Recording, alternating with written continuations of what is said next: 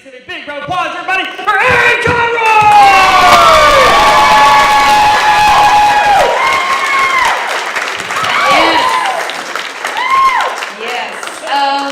Let's get right into it. Give me a round of applause. I just passed my 2 years of living in New York. I did not think I would make it because I came to New York from Washington, D.C. And I know, right? But I was really nervous when I decided to move to New York. I was like, it's a big city. It's very different from D.C. I'll do some research. That way I won't go in cold and I'll be a little more comfortable. So I stayed in and watched a weekend-long marathon of Law & Order SVU. And 26 episodes, 9 Red Bulls, and a bottle of Kahlua later. I woke up on Monday morning and consulted my notes, and it was just a sheet of paper stained with my tears. And all these cigarette burns and the faces of smiley faces, and the word Central Park with a big X through it. And I'm just like, I'm gonna get raped. And I'm gonna deserve it. Look how I dress. That's right. So I went home for the holidays. I'm actually from Buffalo, New York originally. I know. That's my mom. And no, she's dead. Thanks, assholes. I was home for Christmas, and isn't it funny? Like I just turned 27 last year. The older you get, you stop getting presents that you want for Christmas, and you start getting things you need that you can't afford by yourself. Like this past Christmas, I got a vacuum cleaner and a case of morning after pills. And I was like, thanks, Grandpa.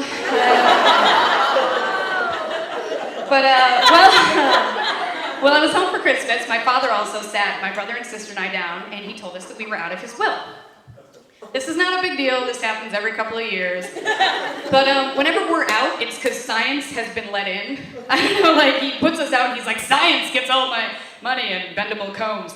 And, but I mean, it's always for some obscure reason. Like I remember the last time he did it a couple of years ago, he's trying to explain it to us. He's like, I'd rather my money go to funding research to help me clone the dog than to support your bedwetting problem. And I was like, that is the worst wedding toast I've ever heard in my entire life.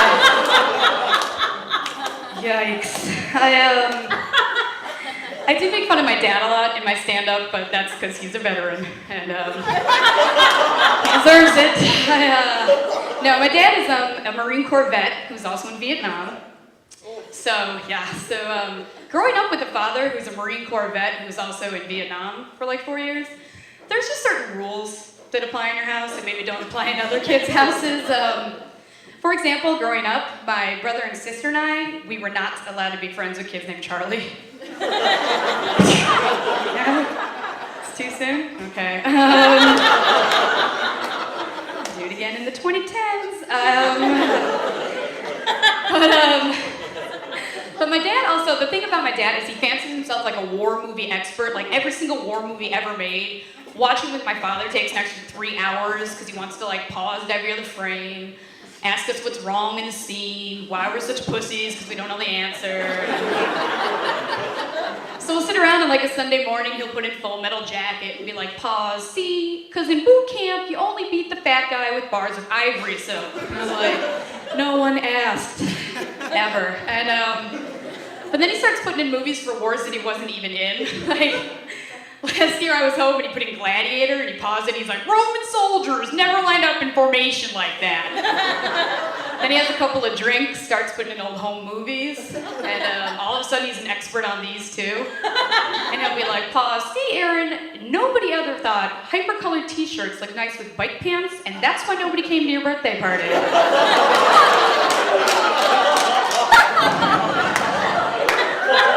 Yeah, they didn't. I roller skated alone that year, but it's all right.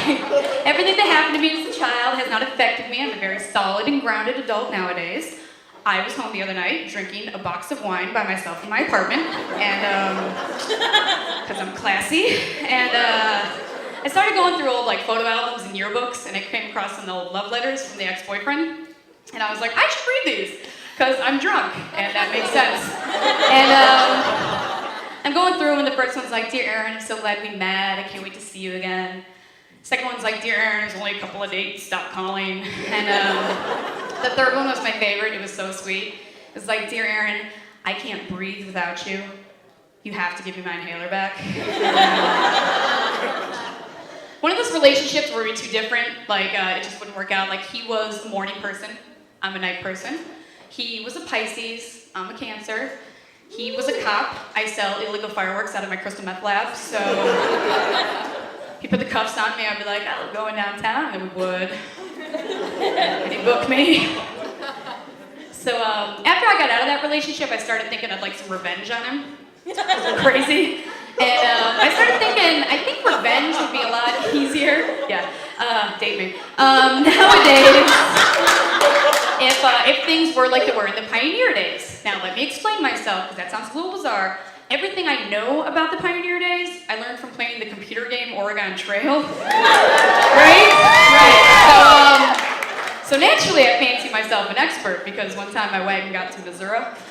And so I figure if things were now like they were in the Oregon Trail days, I'd just put him in my wagon, buy substandard amounts of food and clothing, intentionally not ford the river when I knew I should have, and then just sit back and wait for like a snake bite or syphilis or something. Is anybody in here dating? Woo! Dating? Yeah! Yes! It's awesome, I guess. My friend Tim, actually, it was funny, a couple of years ago, he started dating this new girl. She was really cool, but she was really, really short. Like, I don't know how short, like crazy, like borderline midget short. So we got in this like conversation about it, and I was like, "How tall do you have to be a midget?" And he's like, "Well, there have to be like rules and regulations, and like, you know, she's probably not a midget." And I'm like, "Well, look it up."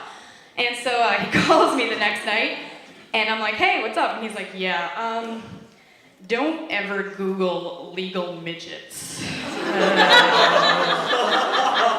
You're welcome. I was like, yikes.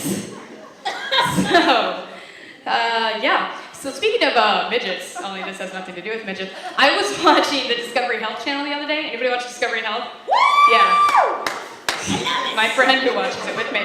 Discovery Health channel should actually be called like God's Greatest Oopsies Bonanza, because it's nothing but like the most horrible stories you've ever seen in your entire life, and these people that are like, yikes. Anywho, I was watching it the other day, and it was a story about two conjoined twins. And they like live in Ohio, they're like 17 years old, totally normal girls. Like they share one body, but they have two necks and two heads. And two completely different personalities. Like one likes rap, one likes hip hop, there's a difference apparently. And but like, you know, they're totally different and, you know, lead their own lives, and it's really inspirational. But I'm such an asshole, I'm watching this show, all I can think of is like, God, wouldn't that be the biggest genie fuck you ever? Like, I want to have sex with two women at the same time. Poof. Dang, like,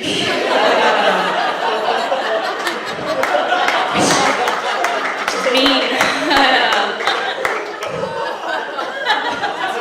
So yikes. I do watch a lot of TV. I'm a big fan of the Game Show Network, and I think they just recently brought Double Dare on there, which is the greatest game show of all time, right? Double Dare.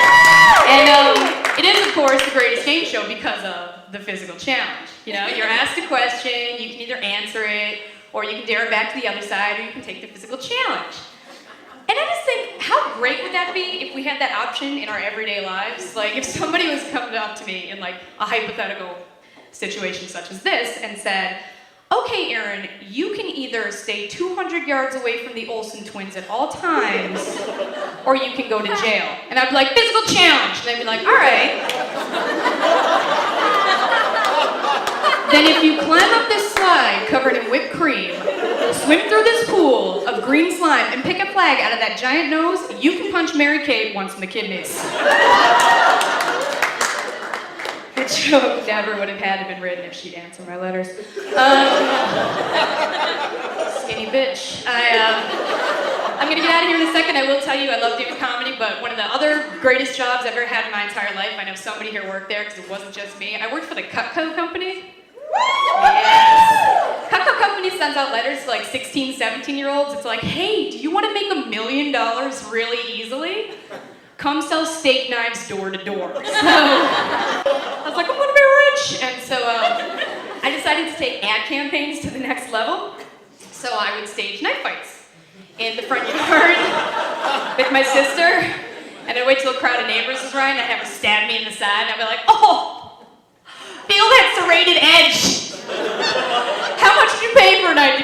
clean like that. And my dad would be like, I'll take 5. And I'm like, that's weird. And, but so finally, I decided to, no, he'll kill us all. I decided to go to like a teaser campaign, like lead the customer wanting more. So I would leave steak knives in the mailboxes and on the front steps of all my neighbors' houses with little notes that just said more to come. And you guys have been great, Gotham. Thanks very much.